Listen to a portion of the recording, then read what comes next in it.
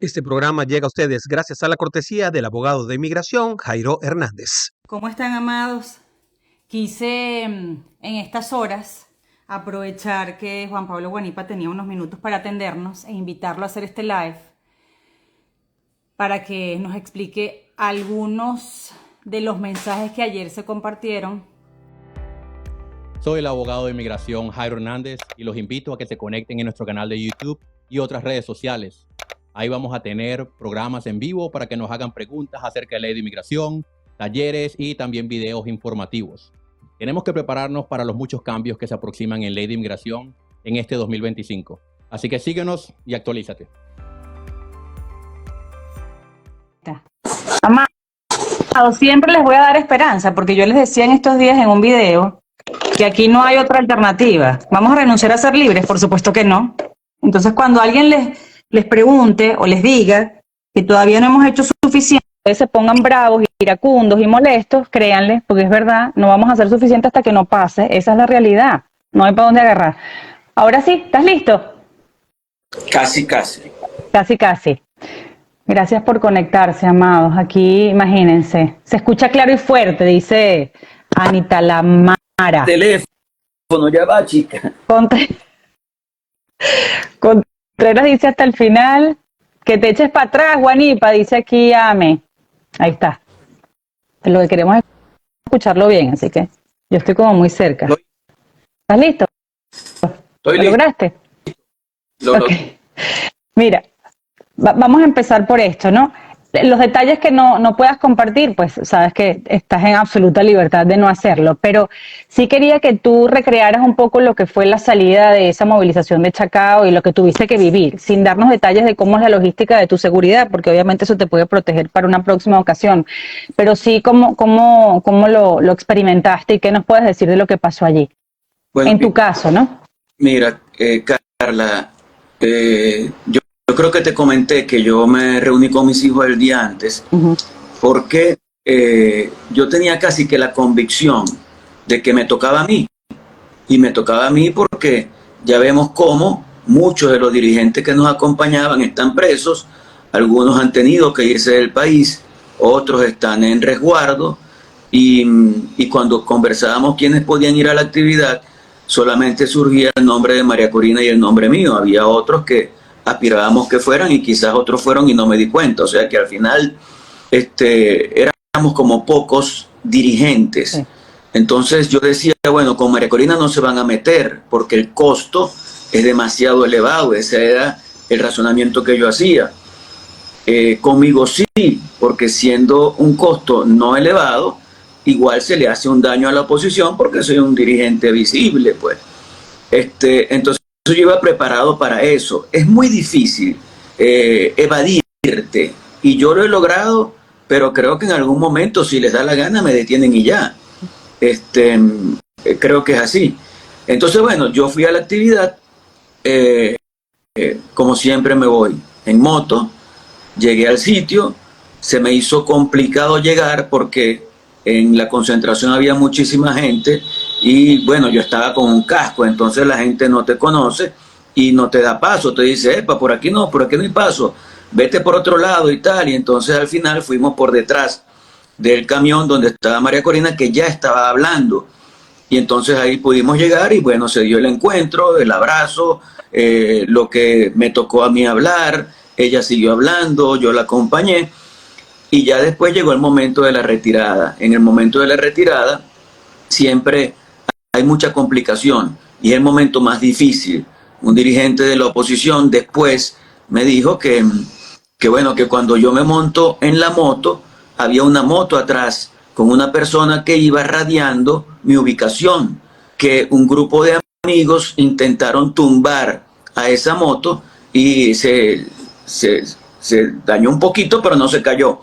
Y siguió, pero después de eso yo salí hacia el Sambil, igual que María Corina, ya se había ido, y venían de frente unos cuantos policías, una cantidad importante, en motos, pero bueno, yo estaba con mi casco y logramos evadir eso y después meternos por distintas calles, callejones, y hasta que nos dimos cuenta que no estábamos siendo seguidos. Sin embargo, hicimos varias cosas para constatarlo, ¿no? Y ya cuando vimos que no estábamos siendo seguidos, me fui a un sitio de resguardo, lo que llaman un sitio de enfriamiento. Y luego cuando ya estaba bastante frío, entonces salí a donde me tocaba estar. Esa es la historia. Yo no vi lo que pasó con María Corina, yo no me di cuenta. Una de las cosas que hacemos nosotros es que no llevamos nuestro teléfono a esos encuentros, sino que llevamos teléfonos casi vírgenes, con unos 2 números, 3 números que llamarías en caso de emergencia, y eso mismo hizo María Corina. Por tanto, el teléfono que ella perdió no es su teléfono, es un teléfono que ella tenía para el momento, para la coyuntura. ¿Estás bien? Totalmente, yo me siento bien, evidentemente en una situación no normal, pero me siento bien. Ok. Te lo pregunto porque ahora, antes de hacer el live, le estaba diciendo a Juan Pablo que si estaba listo, y me dijo, pero claro. Obvio. Obvio, me dijiste, obvio. Y yo dije, bueno, con esa actitud, entonces los demás no tenemos nada que quejarnos y mucho menos claudicar ni deprimirnos. Si él que acaba de pasar por todo eso que nos acaba de describir, entonces nadie tiene una razón ni una excusa para sentirse derrotado, ¿no? Y yo te planteo esto. Oye, lo que pasó a María Corina fue peor. O sea, Sí, María Corina... Eso querías que hicieras, que nos contaras. La agredieron físicamente. Y ella ha contado algunos detalles de cómo fue esa agresión y de las consecuencias, de las contusiones, de las posibilidades de fractura. O sea, no fue cualquier cosa, fue una agresión física, una privación ilegítima de libertad, haya durado el tiempo que haya durado. Un acto de amedrentamiento, pero también un acto que refleja las contradicciones a lo interno de la dictadura de Nicolás Maduro, porque ella iba directo a la DGCIM, y cuando iba llegando, ya lo ha contado, a la DGCIM, cambiaron la orden, y después quisieron llevarla a su sitio. Ahí te dejé de escuchar. Seguro te entró una llamada. Ahí. A un sitio donde habían decidido que ella iría en caso de emergencia, y llegó a ese sitio y llegaron sus amigos, su equipo, y ella forcejeó con la gente de la Policía Nacional Bolivariana. Una situación. Cuando se corte así es porque le entran llamadas. Sí, fue una situación compleja, y bueno, yo sí creo que ella estuvo afectada, es normal. O sea, es que somos seres humanos, y estuvo afectada, pero hoy, ayer, antier, es la misma María Corina, es la misma persona totalmente dispuesta, totalmente entregada a la lucha por el país.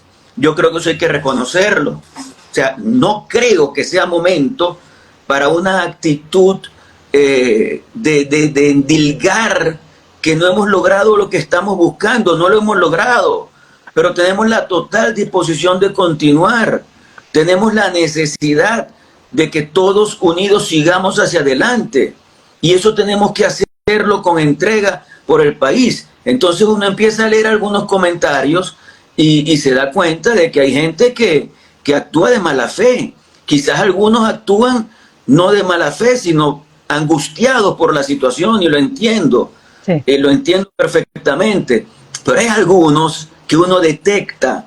A veces tengo un tiempecito, me pongo a revisar las redes, y en estos días veía una señora que decía, dígame Guanipa, el último en llegar y el primero en irse, ese sí es vivo, y etcétera, etcétera. Pero yo a la señora la conozco, sé quién es, sé cuál es su visión, sé cuál es su posición en la política.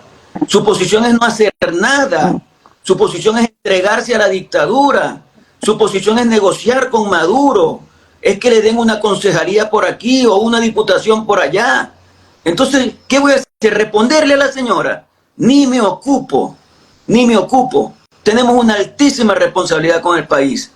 Y bueno, tenemos que seguir. Es que, por eso yo siempre digo, tanto le da el agua al cántaro hasta que se rompe. Pero tú nos quisiste decir antes que María Corina puede tener alguna fractura o una fisura después de esa... Porque ella ha reportado dolores, ha reportado dolores, ha reportado dolores activos, y si un dolor no se te quita, algo debe haber. Yo no sé, yo ni la he visto, solamente la vi ese día en ese sitio. Sí, pero es lo que sospechan, pues, ¿no? Es lo que yo puedo pensar.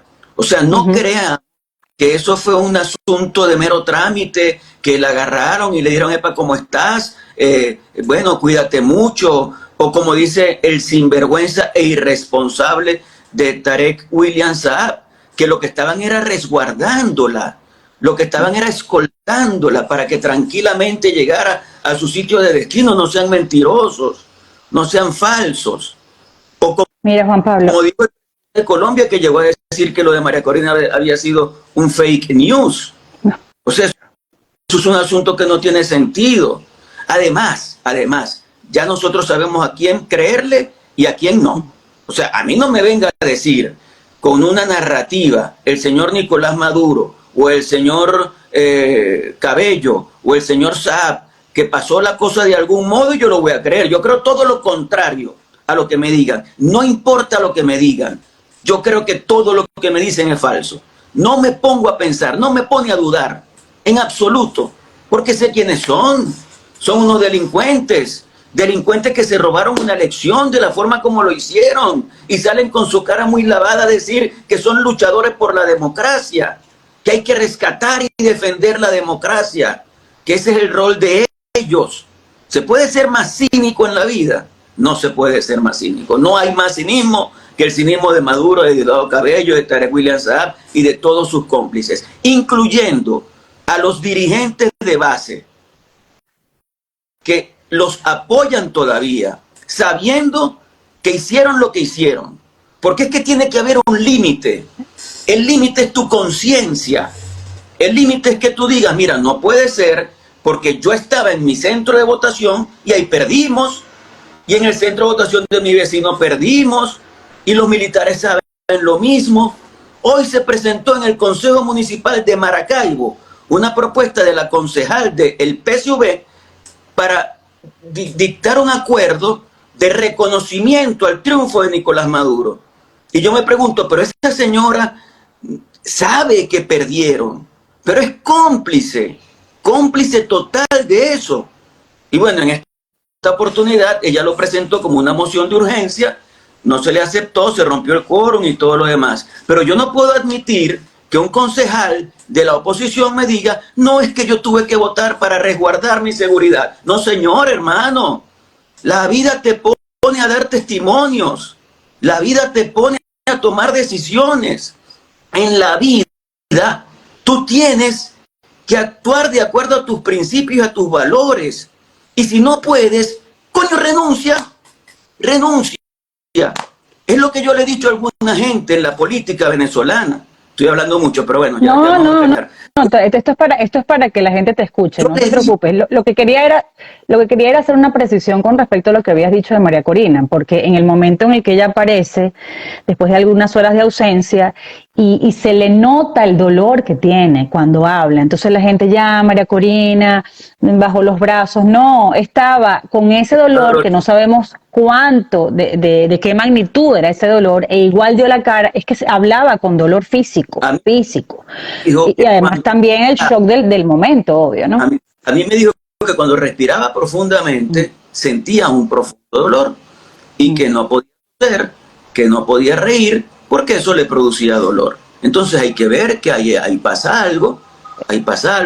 Pero bueno, yo te terminaba comentando que yo le decía a algunos dirigentes políticos, hermano, si tú consideras que ante la situación actual nosotros tenemos que callar, tenemos que convenir con el régimen, tenemos que ir a una elección después de lo que hicieron el 28 de julio, tenemos que pasar la página, tú claudicaste, y si tú claudicaste, concha, échate para un lado, para que los demás podamos tener la tranquilidad de poder llevar adelante, tranquilidad entre comillas, de poder llevar adelante una pelea tan dura, tan compleja como esta. Pero es que se te hace más difícil si el que tú tienes al lado te está echando varilla y está haciendo cosas para impedir que tu estrategia pueda concretarse, ¿Por qué? Por miedo, por búsqueda de seguridad, por lo que tú quieras.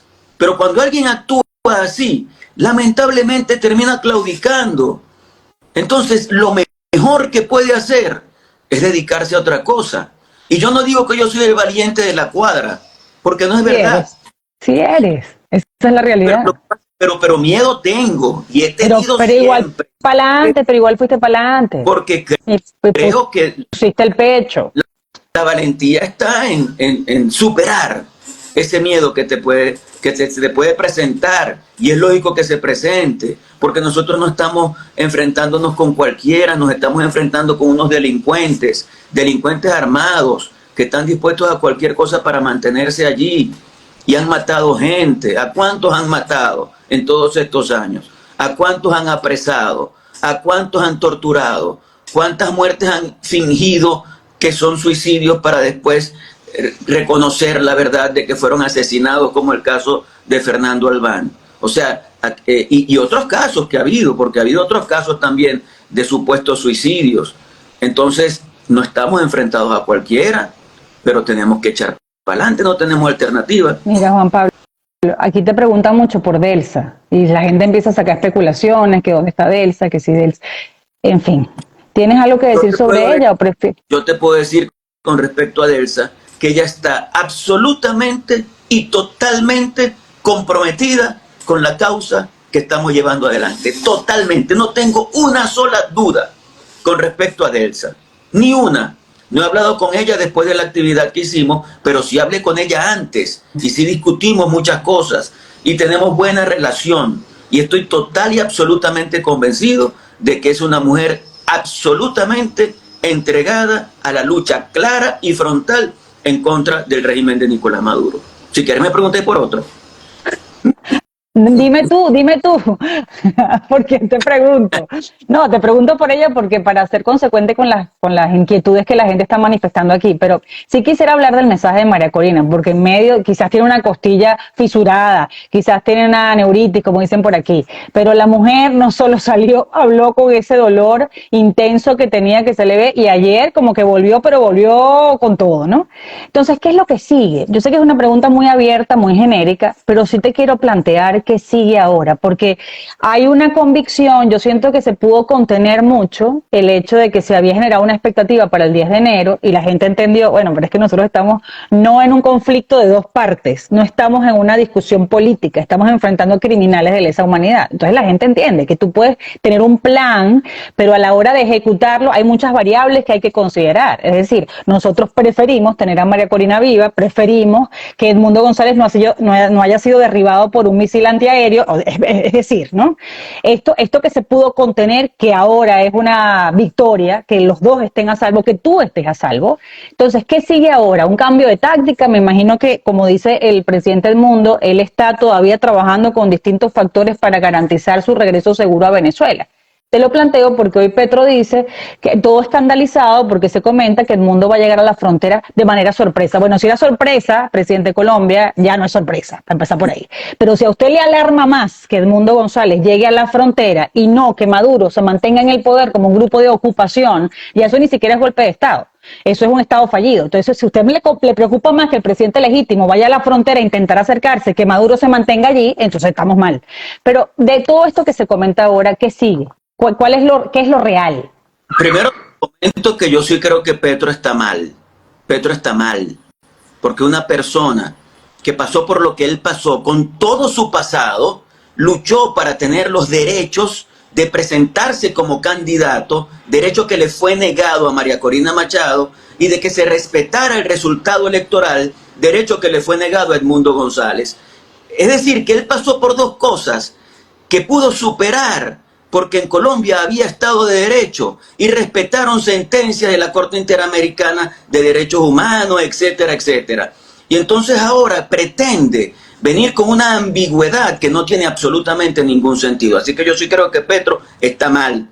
Y con todas las diferencias ideológicas que pueda haber, yo tengo que reconocer aquí y en Pekín al presidente de Chile, porque ese señor sí ha tenido la dignidad de decir que por encima de cualquier situación ideológica está el respeto a la soberanía de un pueblo y al Estado de Derecho. Y ha sido totalmente coherente y consistente con esa posición. Lo dice, pero después lo hace porque entonces retira a su embajador, porque no envía a nadie a la toma de posesión de Maduro. Esa es la actitud que uno espera, porque con actitudes así repetidas en todo el mundo, la presión a Maduro va a ser cada vez mayor. Entonces tú me dices, ¿qué viene ahora? Lo primero que viene es detenernos un ratico. Vamos a detenernos un ratico. Nosotros diseñamos un plan y ese plan lamentablemente no se pudo cumplir por razones vinculadas con el mundo militar, por razones vinculadas a la cantidad de personas que asistió, que yo me quito el sombrero ante el pueblo venezolano, porque a pesar de la presión, de la represión, de toda la persecución, salieron miles y decenas de miles de personas a las calles porque yo las vi, sabiendo que salir a la calle es un riesgo para la vida o para la libertad en este país. Así que yo eso lo valoro muchísimo, pero al final no lo logramos. Tenemos que continuar, tenemos que seguir. Ahora, para seguir, lo primero que tenemos que hacer es saber con quién contamos. Y por eso yo creo que nosotros tenemos que tener claro que nuestra lucha está sustentada en el día 28 de julio. Para nosotros, la reivindicación del 28 de julio sigue siendo el objetivo fundamental. Entonces yo necesito saber quién está de acuerdo conmigo y quién no. Porque si hay gente en la oposición que no está de acuerdo con esa posición, entonces no puede ingresar en la estrategia que nosotros estamos diseñando, tan sencillo como eso. Es decir, si hay gente que dice, no, pero es que hay que echar para adelante, sigamos adelante, recuperemos espacios, vamos a recuperar espacios. Y entonces vamos a la elección para que ganemos unos diputados y ganemos unos concejales, unos diputados federales, legislativos, o un alcalde o un gobernador. Lo voy a decir hoy otra vez. En este momento, a mi modo de ver, eso no tiene sentido, y menos la tesis de la recuperación de espacios, porque cuando un alcalde o un candidato de oposición gana una alcaldía, nosotros perdemos un luchador, ganamos un alcalde y perdemos un luchador, porque tiene que someterse a la dinámica del régimen de Maduro para poder subsistir en su alcaldía. Entonces, primer punto, que nosotros logremos deslindar eso.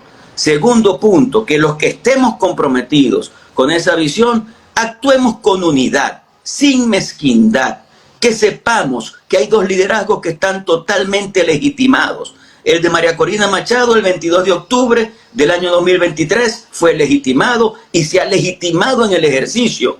Y el de Edmundo González fue legitimado el 28 de julio. Entonces, segundo punto, estar claros con el liderazgo. A mí me encanta que haya líderes aquí y que estén trabajando y que yo pueda creer en ellos y que les pueda preguntar qué opinas tú, para dónde vamos, qué vamos a hacer ahora. Eso para mí es lo segundo.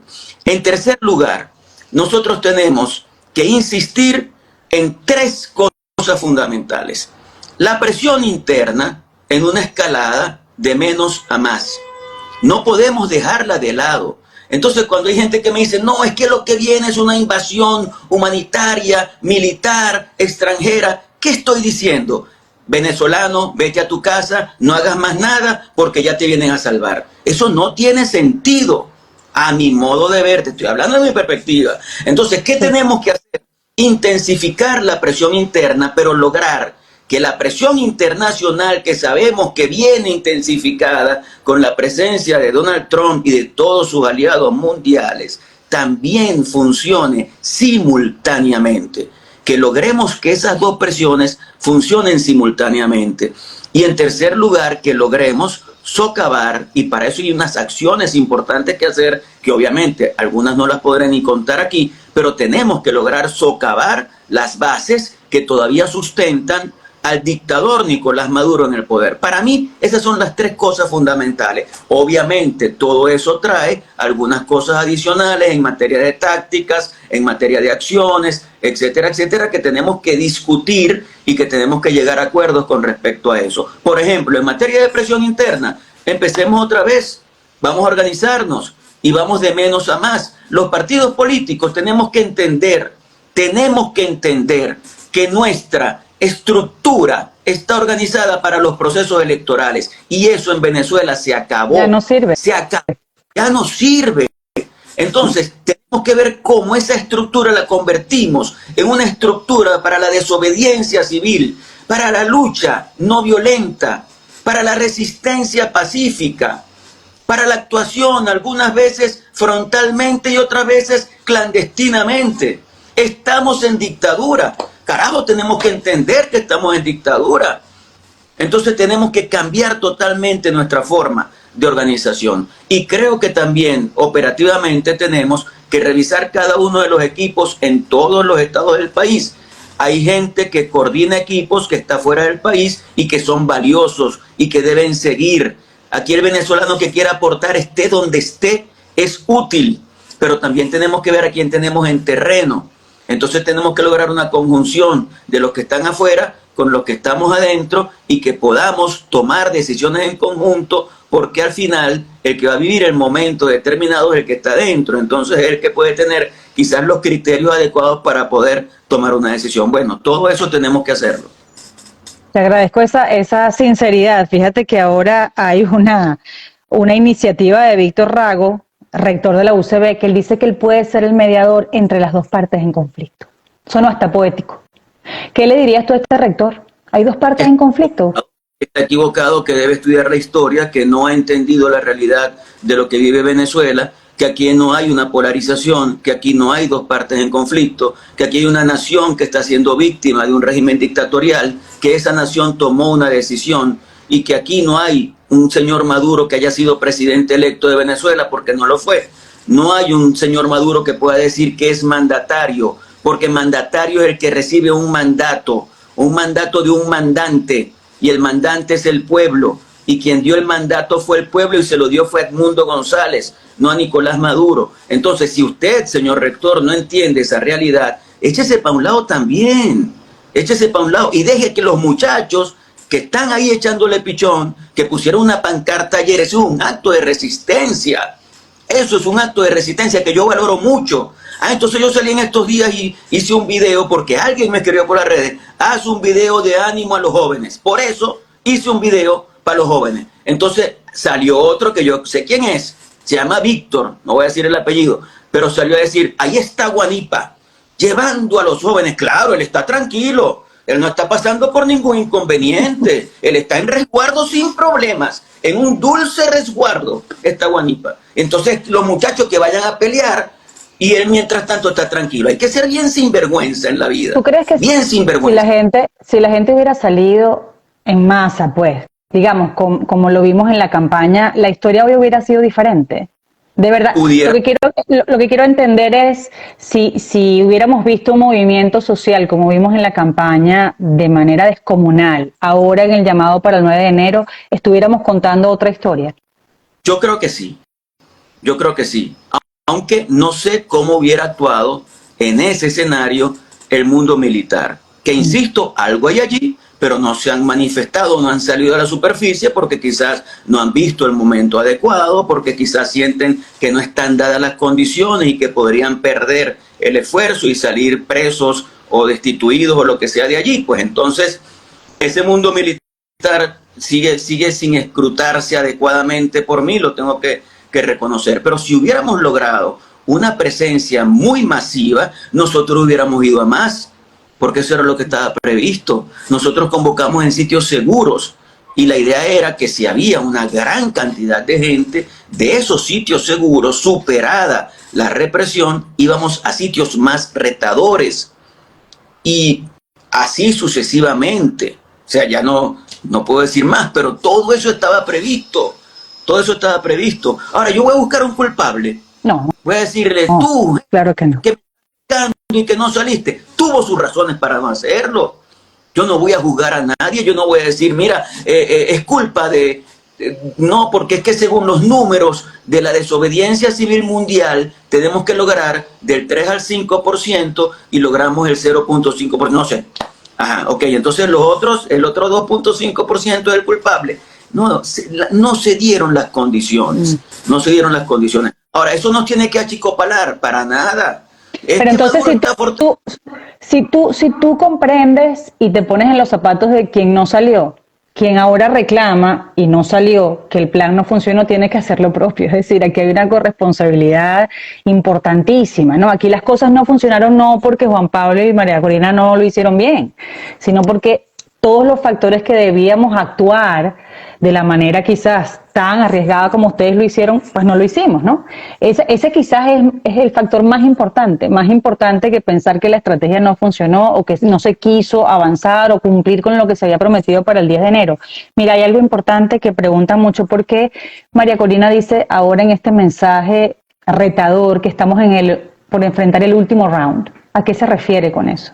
Bueno, se refiere a que tenemos que hacer todo el esfuerzo para lograr que toda esa presión de la que hemos hablado, que es presión nacional, interna, con todos los coroticos de una presión de verdad, unida a la presión internacional, se den de manera simultánea y eso pueda producir el cambio político en Venezuela. Yo no creo que aquí estemos en una situación de resignarnos, en una situación de decir no lo logramos y no vamos a seguir adelante. Yo creo que tenemos la responsabilidad de continuar. Ella ha dicho, viene el último round, yo se la compro, vamos a vivir ese último round. ¿Cuánto va a durar ese round? No lo sé, pero es el round del cobro y es el round que depende de que esos factores de lo que hemos hablado, el factor masificación en la calle, el factor Donald Trump, yo digo Donald Trump porque es la figura internacional más importante, pero hablo también de los aliados, hablo de los presidentes de toda América, hablo de los gobiernos de Europa.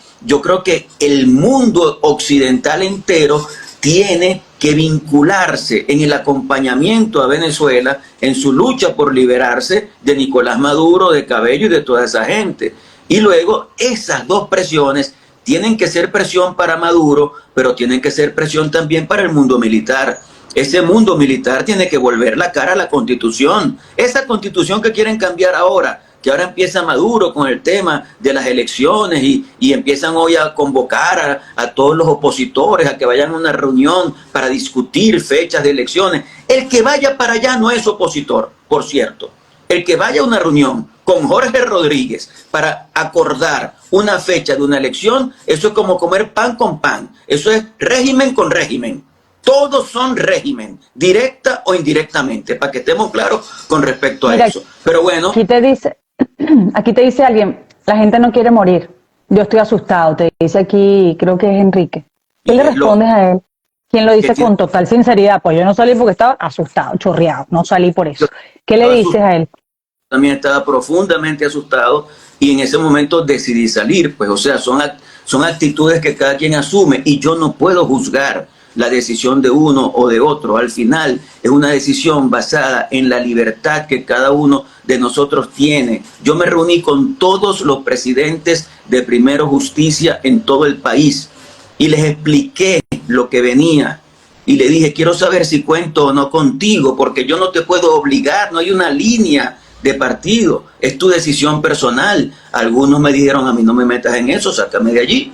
Otros me dieron, cuenta conmigo, pero no voy a estar en el primer lugar de la lucha, pero voy a hacer todo lo posible. Otros me dieron, yo voy a estar presente. Y los que no están en el país me dieron, yo te acompaño, pero quien va a estar en tierra es fulano de tal, llámate a fulano. Y entonces al final cada quien va asumiendo su decisión. Yo respeto mucho a alguien que decida, no voy a salir porque tengo miedo. Ahora, yo creo que nosotros tenemos que hacer un gran esfuerzo personal para vencer el miedo. Que el miedo nos tenga miedo, como decía María Corina. Eso es un esfuerzo personal. Eso tiene que ver con mucho de lo que podemos tener como disposición para lograr vencer a alguien que nos está oprimiendo, que nos está haciendo la vida imposible. Es como reaccionar, es como actuar, es como no dejarte. Es como no dejarte. Entonces, yo creo que tenemos que hacer ese esfuerzo. Cada uno en su fuero interno. Tratar de ver cómo vencemos ese miedo. Dos cosas más que quisiera. El régimen de Maduro, porque siempre nosotros estamos con el dedo señalándonos, ¿no? Y no vemos lo que tenemos frente a nosotros, que es este régimen que tuvo que autoproclamarse, autojuramentarse en un cuarto chiquitico, en el que normalmente no se lleva adelante esa ceremonia. Si me lo permite. Con dos tiranos más, y ya está, no tiene más nadie. Pero eso ¿cuánto poder y peso tiene? Es que eso es así totalmente. O sea, el acto más sombrío que yo he visto en mi vida de toma de posesión de un supuesto presidente fue el acto de Maduro. Es que no hay una foto buena de Maduro en ese acto. No hay una sola foto buena, ni de Maduro, ni de Jorge Rodríguez, ni de los representantes de los demás poderes. Eso parecía un velorio, eso parecía un acto satánico, parecía un acto diabólico. ¿Por quién juró Maduro? Maduro no juró por Dios. Maduro no está vinculado con cosas espiritualmente buenas. Maduro es la personificación del mal. O sea, creámonos eso porque es una verdad. Es una verdad. Entonces, ese acto fue un acto horrible, fue un acto sombrío, fue un acto oscuro. Ahí no hubo ni un solo presidente de ningún país. Ahí hubo dictadores que además se unen para hacerle daño no solo a sus países, sino para tratar de exportar el daño. Y por eso es que eso tiene que ser un llamado, un aldabonazo al mundo occidental. Y por eso tienen que actuar. No estoy diciendo que nosotros vamos a dejar de lado nuestra responsabilidad. Al contrario, nosotros la vamos a asumir hasta el final. Pero está demostrado que una ayuda, un acompañamiento de afuera nos puede ayudar a que las cosas puedan salir. ¿Pero a qué te refieres con ese acompañamiento de afuera? Porque fíjate, rapidito, y te dejo proseguir. Esto ya es un totalitarismo despótico, como decía Guedes en un artículo ahora interesantísimo. Porque ¿qué excusa tienes tú para hacer negocios con Maduro, como para tener relación con el régimen de Maduro? El mundo, me refiero, presidentes del mundo. Ya ninguna democracia en verdad estuvo allí. Pero todavía hay negocios, todavía hay vínculos, todavía hay esas ganas de decir la autodeterminación de los pueblos. Los venezolanos en este momento no tienen la posibilidad de la autodeterminación de nada, porque tenemos un régimen que actúa por la represión y por la violencia para enquistarse allí. Entonces, ¿a qué te refieres realmente con el acompañamiento del mundo más allá de un estamos con ustedes, queremos apoyar a la democracia de Venezuela en palabras y discursos y comunicados de los que ya estamos hartos todos? ¿Qué significa acompañamiento real de la comunidad internacional? No, yo creo que tienen que haber acciones muy contundentes a través de las cuales Maduro sepa que hay un país como Estados Unidos, pero que hay una comunidad como el mundo occidental que está integrado fundamentalmente por los países de América y por los países de Europa, que están dispuestos a frenarlo a él en lo personal y a frenar a cada uno de los integrantes de ese equipo. Fíjate tú que el mismo día de ese acto sombrío que hemos referido, surgieron sanciones de Estados Unidos, del Reino Unido, de la Unión Europea y de Canadá. Es decir, 4 países que simultáneamente produjeron sanciones. Entiendo que vienen sanciones también por parte de Argentina. ¿Quién es el culpable de esas sanciones? El propio Nicolás Maduro. Pero más allá de eso, eso sirve de mecanismo de presión. Pero también lo que puede hacer la Corte Penal Internacional. Yo creo que esa Corte tiene que pronunciarse. El pecado de omisión que está cometiendo la Corte Penal Internacional cuesta vidas. Y la justicia, cuando es tan paquidérmica, lamentablemente no es justicia. Entonces tiene que haber una actuación por parte de ellos y tiene que haber actuaciones ya más hasta en tierra, en el Mar Caribe. Brasil y Colombia tienen que ver cómo hacen para acompañar a Venezuela en esto. Esto no es cualquier situación. Este es un país absolutamente secuestrado por un grupo de delincuentes. Nosotros necesitamos acompañamiento para poder liberarnos de ese secuestro. Entonces yo creo que todo ese tipo de cosas son válidas en un momento como este. No, y además ahora Puerto Rico le ha respondido, ha solicitado abiertamente a Donald Trump que si Maduro amenaza, entonces sea considerado como una amenaza para el mundo occidental y para este país en particular. Es decir, Maduro tampoco está dando pasos que lo estén salvando más, sino más bien que lo exponen más, ¿no? Y hacen que naciones como esta hagan pedimentos, perdonen que tengo 2 perritas aquí, hagan pedimentos mucho más radicales, consistentes, ¿no? No sabemos cuál va a ser la respuesta de Trump, pero en todo caso amenazar a Puerto Rico y a Estados Unidos no es una cosa menor.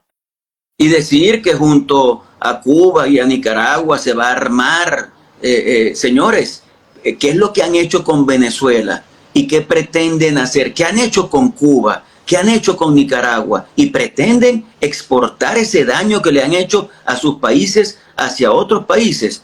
Yo creo que no se les puede permitir ni un poquito más, nada más se les puede permitir. Hay que frenar a Nicolás Maduro, y ese freno a Nicolás Maduro pasa por lo que podamos hacer los venezolanos acompañados por el mundo occidental, y por lo que al final terminen haciendo con la presión que podamos ejercer frente a ellos los propios militares. Ahora, tenemos que estar dispuestos. Yo humildemente estoy dispuesto, sé que hay mucha gente que está dispuesta, y todos tenemos que pensar de qué manera podemos ayudar a eso. Cierro con esto. El caso, perdón, Indiana, el caso de, que están jugando, entonces empiezan a ladrar. El caso de Rohalny, ¿no? La pantomima, este show que montaron ayer, pero además varias cosas curiosas que seguramente tú tendrás algunos otros datos más. Lo primero, lo sacan 4 días después, es decir, estaban como haciendo la producción cinematográfica de Hollywood para poder mostrar ese video. Entonces aquella gentileza de los cuerpos policiales, por favor, disculpe que lo moleste, que lo interrumpa, nos podría abrir la puerta. Entonces casualmente Rohalny tenía unos short de la bandera de los Estados Unidos, y casualmente él tenía ahí guardadita la carterita azul de María Corina, el telefonito de María Corina, todo lo tenía allí esperando solamente que lo fueran a buscar y proteger, porque entonces esta gente dice que lo está buscando porque hay alguien a quien custodiar, y le preguntan, ¿quién te está amenazando? Bueno, tú, esbirro, que me estás apuntando con un arma larga, para empezar por allí, ¿no? Y además le hacen una sola pregunta, y el pobre Rohalny lanza aquel libreto al caletre, que probablemente le hicieron memorizar por 4 días, para poder presentar esto. Y no solo eso, yo no sé si te fijaste, pero cuando él sube las manos tiene unos moretones aquí. Yo me imagino que una persona con más experticia en ese tipo de situaciones podría dar una visión más completa, pero le hacen subirse 2 centímetros el pantaloncito, es decir, yo no sé dónde le dio la bala, si lo rozó, si le dio en la cadera, eso nunca lo vamos a poder comprobar, pero aquí lo delicado no solo es que el régimen intentó creer que los venezolanos son pendejos, que no somos, nadie compró ese video, pero sí que Rohalny es el único testigo de lo que pasó allí. Y por supuesto que la preocupación se incrementa con respecto a lo que le pudieran hacer. Juan Pablo, ¿qué piensas de todo eso, este nuevo capítulo del régimen? Sí, en primer lugar, absolutamente convencido de que todo eso, es un libreto. Tienes que sumarle también la ropa dobladita, o sea, todo lo que vimos en ese video se ve que es algo producido, que es producción de ese régimen de Maduro, que intenta a través de la posverdad llenarnos de mentiras.